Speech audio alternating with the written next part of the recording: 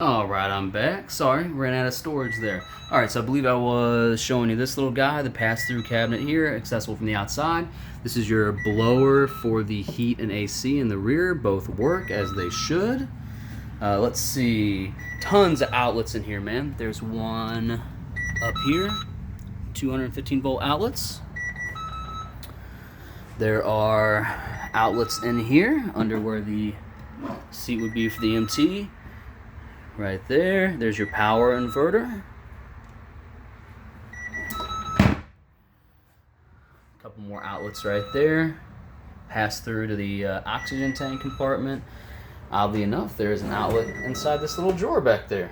They are hiding everywhere. 12 volt outlet as well. Let's see. This is the electronic compartment from a Saturn V missile. Look at all that, man. And I do have the books with all the schematics for this thing, all the wiring diagrams and everything. You actually peel this thing back and there's another board like this behind it. All the lights work. You can turn on the fluorescence right here. And you can turn them on and off individually. And then this little control panel does, let's see, these lights. I haven't explored all of the buttons yet, to be honest. Make them high, make them low. Pretty sweet.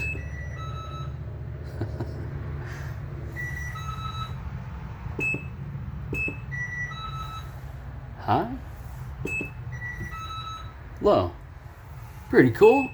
You've got the heater for back here, the climate control and the AC. You can hear it blowing. That works as it should. And then let's see, what else? Exhaust fan is pretty cool. Moves a lot of air. You can hear that thing blowing. Power inverter on and off. Never actually messed with this light. I'm not entirely sure how to get that thing on and off. All the handles that go up here, the grab handles, I still have. Go with the sail. My old Audi cargo cover in here as well. Storage underneath the seats there. And I have these pads too. Little waste receptacle. Also have the pads for this guy and the lap belts for here, here, and I believe there's a couple lap belts for here. Still have all that stuff. Yeah, man. So this is the inside of the back. I believe that that about covers it.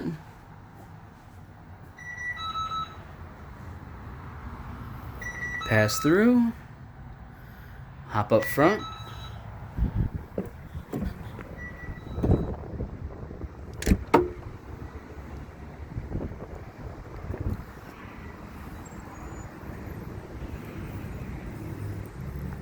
All right, so up here, quit beeping at me, machine. I'm gonna go ahead and fire her up.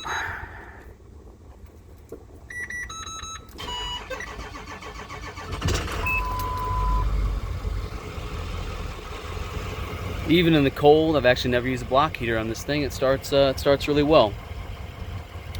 One thing that's kind of silly up here, you can see that they had to move the center console a little bit to accommodate the shift lever down here.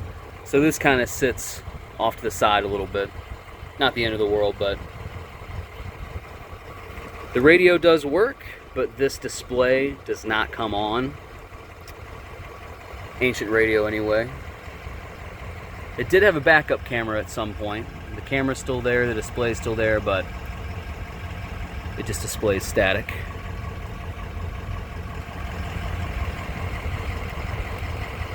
All your emergency buttons. Some of these lights are still on the vehicle. There's your light bars up there. The sirens obviously are not on there.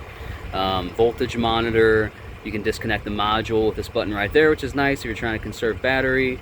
You got the fog lights, the floods left and right and rear. Flip on and off the rear AC. Backup alarm, all those work. The driver's side power mirror works. Control right there. The passenger side doesn't, but you can just adjust it manually with your hands. I assume the motor's probably burnt out. Heat and AC works really well. The AC is nice and cold. Cruise control works also.